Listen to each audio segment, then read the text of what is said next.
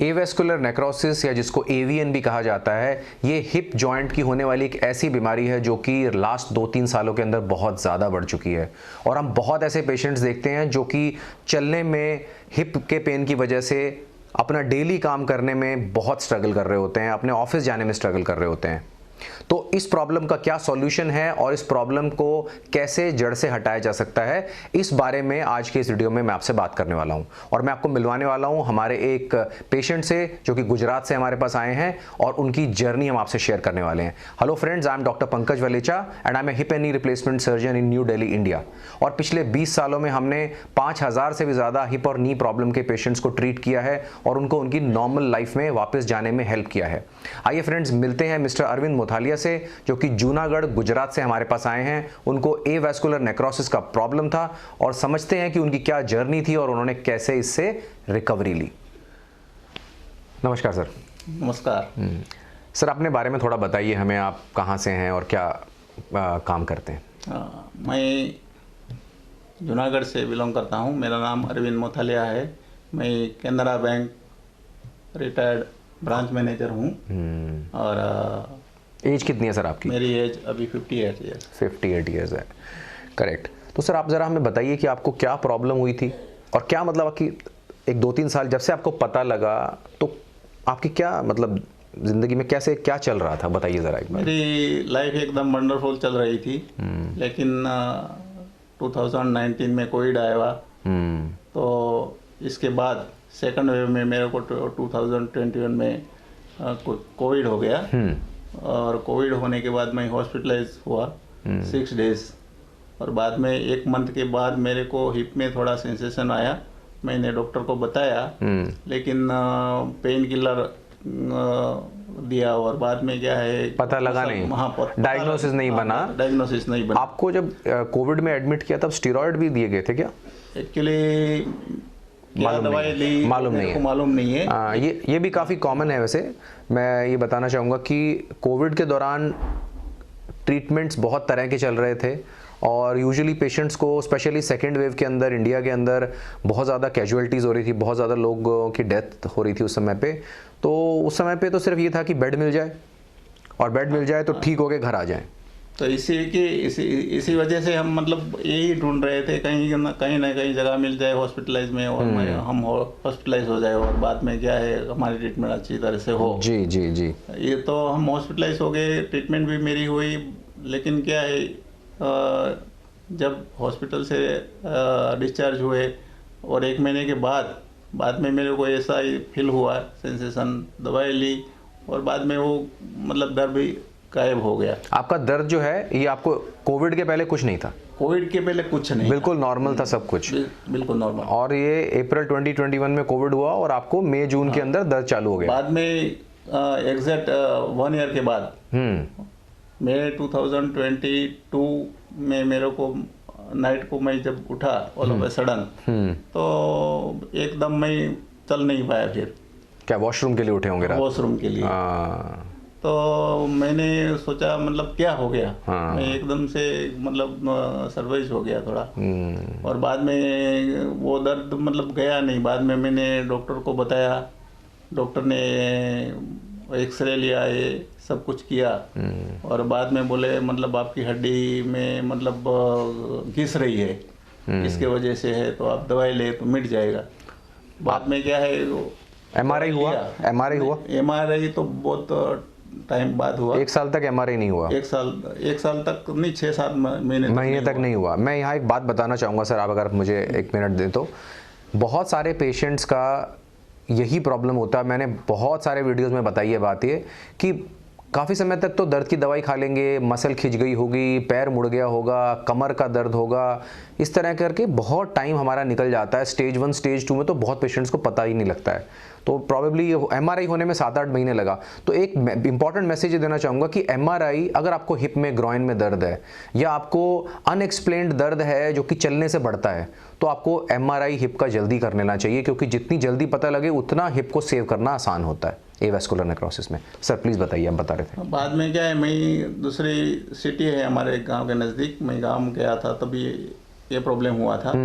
तो वो सिटी में मैं डॉक्टर को मिला, वो डॉक्टर जो था वो होम्योपैथिक डॉक्टर था। उन्होंने मतलब बोला कि भाई आपको मतलब कोविड हुआ था। मैंने बोला यस हुआ था, मैं हॉस्पिटलाइज भी हुआ था। तो बोले मतलब आपको मतलब ये है तो ऐसे कोविड के बाद मतलब लोगों को हिप का प्रॉब्लम होता है सब कुछ। तो मेरे पास इतने 5-6 पेशेंट आ गए हैं, आप भी मतलब छठे पेशेंट हो, तो आप मतलब दवाई लो। मैं दवा ले लेता हूँ जो, और मेरे पास जो पेशेंट आए थे उनको भी मैंने दवाई दी, वो भी अच्छे हो गए। तो क्या आप अच्छे हुए? बाद में क्या है, मैंने भी दवाई चालू की, ये सब कुछ कर दिया है, और जो भी बताया गया वो किया आपने? डॉक्टर ने बताया वो सब कुछ किया। एक्सरे भी डॉक्टर ने रेफर किया, तो एक्सरे में एवीएन आया। तभी अच्छा। मेरे को मतलब ये दर्द के बारे में मतलब मालूम हुआ ये एवीएन क्या है। मेरे को कुछ इसके दर्द के बारे में कुछ मालूम भी नहीं था। बिल्कुल सही कह रहे हो, बहुत पेशेंट्स को नहीं पता होता, मेजॉरिटी पेशेंट्स को पता नहीं होता कि एवीएन नाम की कोई प्रॉब्लम भी एग्जिस्ट करती है। मेरे तो एक पेशेंट ने मुझे ये तक कहा था कि सर हमें तो ABC पता था, ये एवीएन तो पता ही नहीं था क्या चीज तो है। वही कई डॉक्टरों को भी पता नहीं था, ऐसा भी सिचुएशन था। तो बाद में क्या है, मतलब वो जो होम्योपैथी डॉक्टर था उन्होंने मेरे को मतलब ट्रस्ट दिलवाया कि भैया ऐसे ऐसे हो गया है, सब ठीक हो जाते हैं, तो मतलब आप भी हो जाओगे, मतलब मेरी दवाई लो, टाइम लगेगा लेकिन क्योर हो जाओगे। तो मैंने मतलब ट्रस्ट किया, 7 महीने तक दवाई ली। अच्छा। लेकिन 1% भी मेरे को इससे कोई राहत नहीं हुई। आपने कोई और पद्धति भी ट्राई करी, कोई और भी? हाँ वही मैं बोल रहा हूँ। बाद में क्या है, बाद में वो दवाई लेने के बाद कुछ मेरे को इम्प्रूवमेंट नहीं हुआ बॉडी में। तो बाद में मैं आयुर्वेद ट्रीटमेंट ली। आयुर्वेद ट्रीटमेंट में भी पंचकर्मा ये सब कुछ करवाए, तो इससे भी कुछ राहत मिली नहीं। और इसके अलावा भी मैं दूसरी भी नेचुरोपैथी ये सब कुछ ट्रीटमेंट सब कुछ ट्रीटमेंट करवा दिया। नॉन ऑपरेटिव जो भी नॉन सर्जिकल ट्रीटमेंट आपको जो भी बताया गया वो सब ट्राई कर लिया? सब करवा लिया सर। बाद में क्या है, बाद में मतलब ये बढ़ता गया। बाद में क्या है, बच्चे मेरे मतलब डॉक्टर है। अच्छा, बहुत बढ़िया। दो बेटी डॉक्टर है, और मेरा सन इन लॉ है वो भी डॉक्टर है। तो उन्होंने बताया मतलब आप अच्छे मतलब ऑर्थोपेडिक से बताओ। तभी मैं जूनागढ़ में मतलब एक ऑर्थोपेडिक डॉक्टर है, उनको दिखाया। हाँ, तो उनको दिखाया। सही। तो बाद में उन्होंने मतलब MRI के लिए रेफर करे जी किया। तो MRI तब करवाया, तभी मालूम हुआ कि मतलब ये हिप में एवीएन है। कौन सी स्टेज थी उस समय? तभी मेरी राइट लेग में 3rd स्टेज बता रहा था, और लेफ्ट लेग में स्टेज 2। ये कब की बात है? ये 2022 जुलाई की बात है।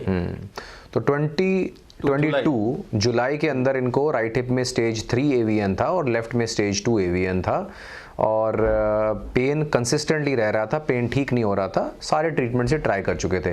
तो अब फिर परिवार में विचार किया होगा आप लोगों ने कि क्या करना चाहिए अब? परिवार में ये दर्द के बारे में किसी को कुछ पता ही नहीं था, लेकिन मेरे जो बच्चे जो डॉक्टर है, मेरे सन इन लॉ, उन्होंने बताया कि भाई ये है, तो आप मतलब ये उन लोगों को मालूम था मतलब इसका सर्जरी है, बाकी कोई उसका सॉल्यूशन है नहीं जी। लेकिन मैं क्या चाहता था, मैं मतलब सर्जरी के बिना अच्छा हो जाए, तो मतलब कितना भी खर्चा हो जाए लेकिन बिना सर्जरी हो जाए तो अच्छा है। इसी वजह से मैंने मतलब बहुत 3-4 लाख खर्चा तो वैसे ही कर दिया सभी ट्रीटमेंट में, लेकिन कुछ मतलब 0% मेरे को रिजल्ट मिला, कुछ रिजल्ट मिला ही नहीं सर। ओके, तो बेसिकली ये एक जर्नी है जो कि एक एवीएन के पेशेंट की कॉमन एक जर्नी है। ये देखिए, हम सब लोग इंसान हैं और हमारा ह्यूमन नेचर है ये कि हम ऑपरेशन से बचना चाहते हैं। अगर आप मुझसे पूछोगे ना, तो मैं भी अगर कोई प्रॉब्लम ऐसी आ गई तो मैं सोचूंगा बिना ऑपरेशन के कैसे ठीक हो जाऊं इससे। तो इसमें कोई नई बात नहीं है। हम लोग चाहते हैं कि हम मिनिमम ट्रीटमेंट करके अपना काम, अपनी प्रॉब्लम ठीक हो जाए, है कि नहीं? तो वो भी वही मथालिया जी ने भी सोचा, और वही शायद एवीएन के बहुत पेशेंट सोचते हैं। लेकिन मेरा सिर्फ एक कहना है कि आप की बीमारी की स्टेज डिसाइड करती है कि आपका क्या इलाज होना चाहिए। अगर डिजीज़ स्टेज 3 स्टेज 4 में है और उसके बाद भी अगर आप ट्राई कर रहे हैं कि कोई भी मैं नॉन ऑपरेटिव ट्रीटमेंट कर लूँ, तो बेसिकली आप एक नॉन साइंटिफिक ट्रीटमेंट कर रहे हैं जिसका कोई रिसर्च बेसिस नहीं है, और अपना टाइम और अपना पैसा जो है ना वो व्यर्थ कर रहे हैं आप। जैसे मोथालिया जी की जर्नी से ये सीखना चाहिए आपको कि वो ये अपनी पर्सनल लाइफ की स्टोरी शेयर कर रहे हैं ताकि आप जैसे हज़ारों लाखों लोगों को इसका फ़ायदा मिल सके कि ये जो शायद इनको अब लग रहा है कि मैं ये पहले ना करता तो अच्छा रहता। Correct sir. तो ये चाहते हैं कि आप लोगों को ये मैसेज मिले कि एटलीस्ट आप उस गलती को ना दोहराओ। ठीक है, तो ये ऑब्जेक्टिव है हमारे इस पर्टिकुलर वीडियो का और मोथालिया जी के इस जर्नी का जो ये शेयर कर रहे हैं। आपको सर कैसे पता लगा, क्या कैसे आपने डिसाइड किया कि मैं यहाँ जाके इलाज करता हूँ अभी, ये बताइए थोड़ा सा। एक्चुअली सर ऐसा हुआ, मेरे जैसे बहुत सारे पेशेंट थे, मेरे फ्रेंड भी बहुत सारे थे, इनको भी एवियन हुआ था। तो ऐसे ऐसे मतलब ये ग्रुप में बात हुई मेरी। तो मेरा एक फ्रेंड था, उन्होंने भी मतलब एवियन हुआ था, वो उत्तराखंड में गया था, लेसर थेरेपी में करवा के आया था। और बाद में उन्होंने कहीं से मतलब आपका नाम भी सुना होगा, तो बाद में मैंने उनसे बात हुई तो बोले मेरा ये सिचुएशन है, तो मतलब क्या हो सकता है, बोले मतलब इसका लेसर थेरेपी है, बाद में आप ये क्या सिचुएशन आपका, क्या कंडीशन है, उसके ऊपर डिपेंड करता है, क्या स्टेज है आपका। तो वो बोले मेरे को मतलब ये आपका एक्सरे भेजो। वो भी मतलब फिजियोथेरेपिस्ट था, एक्सरे भेजा, तभी उन्होंने बताया आपका एक मतलब हिप का जो है मतलब हिप वो तो मतलब कोलैप्स हो गया लगता है, बाकी एक ठीक है, एक का लेसर थेरेपी हो सकता है, लेकिन बाकी का तो नहीं। आप मतलब तो मैं मतलब चौंक गया ऑपरेशन करने के बाद आई तो। फिर भी मैंने बोला बाद में आपके मतलब रेफरेंस में कोई अच्छा डॉक्टर है तो आप मतलब रेफर मतलब बताओ ना कुछ ऐसा। तो वो बोले अरे दिल्ली में करवा लो ना, डॉक्टर पंकज वलेचा सर करके है, बहुत बढ़िया डॉक्टर है, और मतलब वो गारंटी भी देते हैं 20 ईयर्स तक तो आपको कुछ मतलब होता नहीं ऐसा। तो मैं कॉन्फिडेंट हो गया थोड़ा। बाद में आपका वीडियो देखना मैंने देखा, मतलब ये सर्च करके यूट्यूब में सब कुछ, और आपकी जो नॉलेज थी रियली इतनी मतलब इम्प्रेसिव थी, मतलब समझ जाए लोग, मतलब सिंपल भी थी, सरल भाषा में थी और रियली साइंटिफिकली थी। तो मैं मतलब ट्रस्ट कर मतलब आप मेरे बाद में तो मेरे को इतना ट्रस्ट हो गया कि मतलब ये दर्द एक क्योर हो सकता है। और आपका मतलब जो इम्प्लांट डालते हैं, जो टेक्निक से जो ऑपरेशन करते हैं, ये सब कुछ बारे में आप बताते थे, तो मैं मतलब देखता रहता था सब कुछ। और मेरे को मतलब ये दर्द था, तो बाद में दूसरा कोई मेरे पास सॉल्यूशन था ही नहीं, दिख नहीं रहा था। तो सर्जरी ही उसका सॉल्यूशन है। तो बाद में मैं सर्जरी के लिए तो आपका मतलब नाम सुना, देखा ये, तो बाद में मैंने डिसाइड किया कि भाई ऑपरेशन करना है तो अच्छी जगह और अच्छे सर्जन के पास ही करवाना है जी। और तब से मैंने मतलब बाद में मेरे सन इन लॉ से बात की, सन इन लॉ का आपने भी फोन किया होगा जी जी, मेरी बात हुई थी, मुझे याद है। वो भी बोले बाद में डेट सब कुछ डिसाइड कर दिया। और बाद में तो मैं मतलब 100% तैयार हो गया कि भाई इतना पेन हो रहा था, मतलब मेरा जो जब 2022 से ये दर्द हुआ तब से दर्द गया ही नहीं। मतलब रात को नींद आती थी, रात को नींद भी नहीं आती थी, सोने में दिक्कत आती थी, चलने फिरने में तो आती थी। स्कूटर बाइक भी नहीं चला सकते। अरे बाप रे। सिर्फ मतलब एक्टिवा जैसा थोड़ा बहुत चला सकते, थोड़ा बहुत, बाकी तो मोटरसाइकिल तो चला ही नहीं पाते थे। क्यों? पैर ऐसा लाने में दिक्कत आती थी ऊपर से, पैर भी। और बाद में इतना मतलब दर्द, मतलब इतना ऐसा लगता था ये जिंदगी बेकार हो गई, कैसे मतलब कैसे सीरियसली मैं बिल्कुल मोथालिया जी की बात से एग्री करता हूं, क्योंकि बहुत सारे एवियन के पेशेंट्स को हम मिलते हैं, उनका इलाज करते हैं, कुछ का मेडिसिन से करते हैं, कुछ पेशेंट्स का सर्जिकली करते हैं। तो मैं इस जो पूरी ये जो स्थिति बता रहे हैं इससे मैं बहुत ज़्यादा वाकिफ़ हूँ, मुझे बहुत ज़्यादा पता है कि आपको ये सब प्रॉब्लम्स हो रही होंगी लाइफ में। लेकिन देखिए, एवास्कुलर नेक्रोसिस के पेशेंट्स की भी अपनी एक कम्युनिटी है, मतलब वो एक दूसरे को कितना मदद करते हैं। इनको एक फिजियोथेरेपिस्ट मिले, महाराष्ट्र से थे, गुजरात से थे, गुजरात से थे, तो उन्होंने इनको गाइड किया कि आपको अगर तकलीफ़ है हिप में और स्टेज 3 स्टेज 4 है तो आपको सर्जिकल ट्रीटमेंट के लिए जाना चाहिए। तो एक वो बात हुई। दूसरा, ये वेल एजुकेटेड ऑफिसर ग्रेड के एम्प्लॉय रहे हैं कैनरा बैंक के, इनके बच्चे डॉक्टर्स हैं, तो एक वेल इन्फॉर्म्ड फैमिली है ये, और ये अपने लिए बेस्ट डिसीजन लेने के लिए इनके बच्चे, इनके सन इन लॉ ने मुझसे यूएसए से बात करी, हमने एक कॉन्फ्रेंस कॉल की जिसमें सर भी थे और वो भी थे, और हमने बहुत सारे क्वेश्चंस जो कि डाउट्स एक पेशेंट के मन में होते हैं। तो उस दिन मैंने रियलाइज़ किया कि मैं ऑलमोस्ट आधा घंटा या 40 मिनट इन लोगों से बात कर रहा था रात में। तो मैंने रियलाइज़ किया कि ये जो बातें हैं ना, ये हमें शायद एक वीडियो के ज़रिए आप लोगों से शेयर करनी चाहिए ताकि आप लोग भी उनसे लर्न कर सको, और वो जो सेम प्रोसेस बार बार हम रिपीट करते हैं उसको हम एक ऐसे तरीके से आप लोगों तक पहुंचाएं कि आप कभी भी उसको देख पाओ और जिसको भी AVN है वो देख पाए। तो आप अगर सिर्फ सिरदर्द हो जाए ना तो भी अपना नॉर्मल काम करना मुश्किल हो जाता है। आप समझिए कि आप चल नहीं पा रहे हैं, आप अदरवाइज 58 कोई एज नहीं होती है, बहुत यंग एज है ये, उसके अंदर वो उठ के अपना नॉर्मल काम भी नहीं कर पा रहे। Even if he is retired तो घर के लिए सब्जी लाना, अपनी वाइफ के साथ मार्केट जाना या किसी के फंक्शन में जाना, मैरिज में जाना, ये सब एक नॉर्मल रूटीन का पार्ट होता है। सडनली आप ये फील करते हो कि अरे यार मैं तो बेड रिडन हो जाऊंगा ऐसे रहूंगा तो, मतलब वॉशरूम जाने को भी 4 बार सोचता हूं मैं। करेक्ट सर, है ना। तो इन्होंने ये डिसीजन लिया, ये डिसीजन आसान नहीं होता, पर ऐसा किसने बोला कि हर सही चीज़ आसान होगी? ऐसा तो नहीं है ना सर। कभी कभी हमें मुश्किल फैसले लेने पड़ते हैं और अपने मन को समझाना पड़ता है कि भाई ऑपरेशन से ही ठीक होंगे, ठीक है ना। और इन्होंने वो डिसीजन लिया, इनके परिवार ने इनको सपोर्ट किया, और हम जो इनके लिए बेस्ट कर सकते थे वो हमने किया।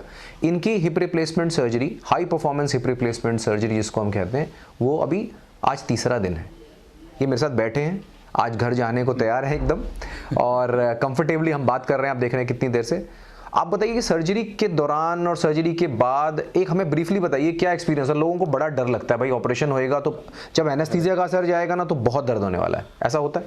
एक्चुअली सर मैं भी पहले तो मेरे को भी मतलब ऐसी सर्जरी है और ये मतलब कट लगाते हैं तो डर तो मेरे को था, लेकिन बाद में क्या है डर ऑल ऑफ ए सडन वैसे ही मतलब निकल गया, भगवान की रूप कैसे। तो मैं मतलब ऑपरेशन थिएटर में मेरे को लेके गए, वहाँ मेरे को सुलाया, बाद में मतलब अपना एनेस्थीसिया का इंजेक्शन दिए, वो सब कुछ मेरे को मालूम है। बाद में पर्दा लगा दिया और बाद में मैं पूरा कॉन्शियस था। मेरा जो ऑपरेशन होने वाला था वो ही पार्ट, मतलब वो ही पार्ट्स को मेरे को महसूस नहीं होता था कुछ, बाकी सब कुछ मैं सुन रहा था, सब कुछ मतलब महसूस हो रहा था, और कोई मेरे को मतलब ऐसा दर्द फील हो ही नहीं रहा था। करेक्ट। ये पता है क्या, ये सब लोग समझते हैं, सब लोग जानते हैं, वो कहते हैं कि हमारे कमर में इंजेक्शन लगाना, तो उसके बाद 2-3 तरह के सवाल लोगों के दिमाग में रहते हैं। कमर में इंजेक्शन लगेगा ना तो कमर में बहुत दर्द रहने वाला है, आपके कमर में दर्द है? कुछ भी नहीं हुआ सर। दूसरा सवाल कि इंजेक्शन जब लगता है तो पैर सुन हो गए, तब तो पता नहीं लगेगा, जब एनेस्थीसिया का इफेक्ट जाएगा, जब मेरे पैर के अंदर वापस से पावर आएगा, मूवमेंट आएगा, सेंसेशन आएगा, तो बहुत दर्द होने वाला है। हुआ था? कुछ नहीं हुआ सर, मेरे को मालूम ही नहीं हुआ, मेरा सर्जरी हुई है ऐसा लगा ही नहीं सर। रियली सही है, बहुत बढ़िया। मतलब इतना इजीली हो गया। मैंने बोला मतलब ये दूसरे मतलब छोटे छोटे दर्द है, इसमें भी कितनी परेशानी होती है, पेन होता है, लेकिन इतना बड़ा मतलब ये मेजर सर्जरी है, और इतनी सर्जरी होने के बावजूद भी मैं मतलब इतना कॉन्शियस था, और कुछ मेरे को डर भी नहीं लगा, पेन भी नहीं हुआ, कुछ एकदम ऑपरेशन नॉर्मल चलना फिरना हो गया होगा अब तक? तो चलना फिरना मतलब एकदम पहले जैसा ही मेरे को फील कर रहा हूँ। मेरा जो दूसरे पैर में जो इफेक्ट थी वो भी मतलब कम हो गई है। ये एक बहुत बढ़िया बात है जो कि बहुत पेशेंट मुझे बताते हैं कि सर मेरे दूसरी तरफ AVN है, मेरा उसका भी दर्द कम हो गया। आपको मालूम है क्यों होता है? क्योंकि आपका ऑपरेटेड हिप जो है ना, उसके ऊपर आप पूरा लोड ले रहे हो अब, तो उसका काम कम हो गया, तो उसको दूसरे हिप को अच्छा महसूस होने लगता है। सीढ़ी चढ़ ली? सीढ़ी भी चढ़ ली सर। Very nice. तो अच्छा, एक और बात लोग पूछते हैं कि अरे ऑपरेशन के बाद तो बड़ा ही बेड रेस्ट करना पड़ेगा, नहीं हुआ ऐसा भी? कुछ भी नहीं हुआ, कोई बेड रेस्ट नहीं। तो मतलब मैं नेक्स्ट डे तो मैं चलने फिरने लग गया। और कुछ लोग बोलते हैं कि सर ये जो है ना खून चढ़ाना पड़ेगा क्या, ब्लड ट्रांसफ्यूजन? ऐसा भी नहीं है। तो बेसिकली ओवरऑल AVN के अंदर जब हम टोटल हिप रिप्लेसमेंट सर्जरी करते हैं ना, तो ऐसा लगता है कि सुबह में एक अलग इंसान अंदर गया था और शाम में एक अलग इंसान बाहर आया। ऐसा ही बोल रहा हूँ? ऐसा सही है, एकदम 100% करेक्ट। सही है, सही है। तो बता लीजिए, थैंक यू सो मच। आप कुछ हिंदी में या गुजराती में आप कोई मैसेज उन एवियन के लोगों को क्या आप देना चाहेंगे सर? मैं चाहता हूँ कि लोगों को एक आपके थ्रू कुछ पता लगे। आप मेरे को मतलब वही है, मैंने मतलब जो एक्सपीरियंस किया ये दर्द के बारे में, जब से ये दर्द हुआ और बाद में इसके बाद मैंने मतलब स्टेप बाय स्टेप जो कुछ ट्रीटमेंट ली और जो खर्चा किया और उससे मेरे को रिजल्ट मिला, तो को मतलब इससे मैं ये कहना चाहता हूँ कि मतलब कहीं भी मतलब खर्चा करने के बजाय, क्योंकि ये दर्द ऐसा है कि इसका मतलब कोई इलाज सर्जरी के बिना है ही नहीं मेरे हिसाब से। क्योंकि मतलब कोई भी दर्द का आपको कोई भी ट्रीटमेंट करवाए तो आपको मतलब टेम्पररी रिलीफ मिल सकती है शायद थोड़ी बहुत, लेकिन परमानेंट आपको सॉल्यूशन सर्जरी ही है। मैं मतलब मेरी बिलीफ ये है और मैं मतलब खुद जो एक्सपीरियंस मेरा है मतलब वो वैसा ही रहा है। जैसे ही मेरा मतलब ये सर्जरी हुई तो मेरा पेन पूरा चला गया, मैं एकदम नॉर्मल हो गया। मतलब कुछ ऐसा लगता नहीं है कि मेरे को मतलब इतना मतलब 1.5-2 साल तक मैंने इतना परेशानी झेली। तो मैं मतलब सब एवियन पेशेंट है इनको मैं यही कहना चाहता हूँ कि आप मतलब इधर उधर मत जाइए, भटकिए। अपना खर्चा मतलब दूसरे कहीं जाते हैं तो आप थोड़ा बहुत तो खर्चा होता ही है, खर्चा होता है बहुत खर्चे, फिर भी आपको कोई रिजल्ट नहीं मिलता है। इसके बजाय आप मतलब अच्छे डॉक्टर, अच्छे सर्जन के पास जाए और इनकी जल्दी से जल्दी मतलब सर्जरी करवा दे और रिकवरी हो जाए, बहुत अच्छा लगता है। और मेरा जो पर्सनल एक्सपीरियंस है, मैं जो doctor mister Pankaj Walecha sir Delhi जो है इनके पास मैं यहाँ आया हूँ, तो रियली मैं उन्होंने मतलब मैंने ट्रस्ट भी किया और वो डॉक्टर ऐसे मेरे लिए तो भगवान जैसे ही है। भगवान ने मतलब वो मेरे लिए भेजे, ऐसा ही मेरे को लगा है, क्योंकि उन्होंने जो मेरी ट्रीटमेंट की है तो ये ऐसी मतलब मैं ऐसा समझता हूँ कि दिल्ली में शायद ऑर्थो जो हिप रिप्लेसमेंट सर्जन है तो दी बेस्ट सर्जन है hip replacement surgeon. Thank you so much. Thank you. Doctor Pankaj Walecha sir है। इसके मतलब इनकी मतलब जो टेक्निक है, उसका एक्सपीरियंस है, वो लाजवाब है। और मतलब वो आप मतलब 100% आप इतना कॉन्फिडेंस आ जाएगा कि मतलब वहाँ जाएंगे तो क्योर हो ही जाएंगे।